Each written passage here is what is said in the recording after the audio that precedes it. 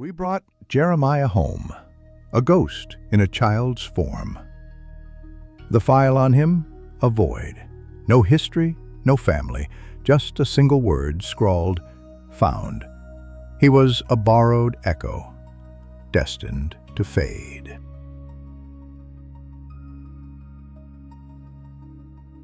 Our house learned his shape. A slow corruption like a bruise blooming beneath the skin. He carved a hollow for himself in the shadows, a silent sentinel staring at specters only he could see. He drew nightmares. Suns bleeding jagged light. Houses with vacant staring eyes. Our home split open and filled with ash. Prophecies whispered from a broken future. Therapists, parks, forced kindness, all bounced off him like stones from a river. He was a vessel, sealed tight against our clumsy attempts to reach the ghost inside.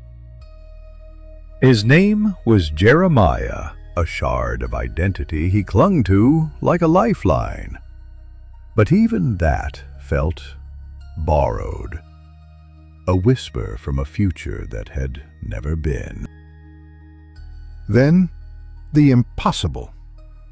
A DNA test, a desperate grasp at normalcy, revealed a truth more horrifying than any lie. Jeremiah was ours, genetically bound to us, yet utterly alien. "I had to come back," he whispered, a chilling admission. Not a homecoming, but a return to a predetermined point in time, a glitch in reality. The world ended, he said, a casual apocalypse. War, corruption, a slow slide into oblivion. Time was the only weapon left, twisted and misused. 20 years, he warned, a ticking clock attached to his soul. 20 years, or the window closes, the future reclaims its lost peace, and he vanishes. Joy was a cruel trick, a momentary reprieve before the inevitable sorrow. The house absorbed the dread, light dimming, shadows deepening. The clock whispered morbid reminders, each tick a step closer to the precipice. He knew of phantom plants and cities that would never rise. Sleepless nights filled with murmured numbers, the coordinates of a lost world. "You won't remember the way it ends," he warned, a prophecy whispered in the dark, a chilling reminder that our love was a borrowed dream. Love, he said, was a weapon, both terrible and necessary.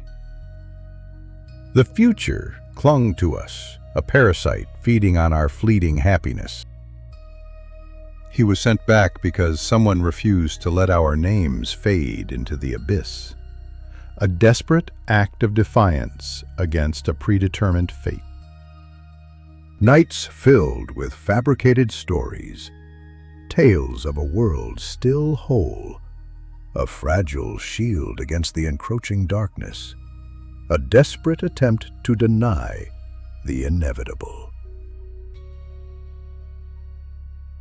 We hoard moments, dinners, games, desperate to own time, each laugh a stolen treasure, destined to be ripped from our grasp. Knowing the date of grief makes it a calendar you cannot burn, a constant reminder of the impending darkness, a morbid countdown to oblivion. Love becomes more fierce, a desperate act of defiance against the encroaching darkness. We cling to him knowing that our embrace is a temporary refuge. You only have 20 years, whistling. He whispers a chilling reminder as he drifts to sleep. A morbid lullaby, a countdown to our final farewell. The neighborhood, oblivious to our impending doom, continues its mundane rhythm. Garbage bins clatter, dogs bark, a symphony of normalcy masking the ticking clock. The house settles, a body exhaling before the final plunge, awaiting the arrival of a future that wants us, patient and relentless. Every sunrise is a borrowed grace, every shared smile a fragile defiance. We live on borrowed time, haunted by the specter of what's to come. We trace his lineage, seek answers in the annals of time, hoping to rewrite the stars, to change his destiny. The future is a haunting melody, a chorus of whispers, a phantom dance of what could be, what will be. Each year is a chapter closed, a page torn from the book of our lives. We inch closer to the final verse, the chilling coda of Jeremiah's tale. We try to shield him from the world's harsh truths, to keep him safe within our fragile embrace. But the darkness seeps in, a relentless tide eroding our defenses.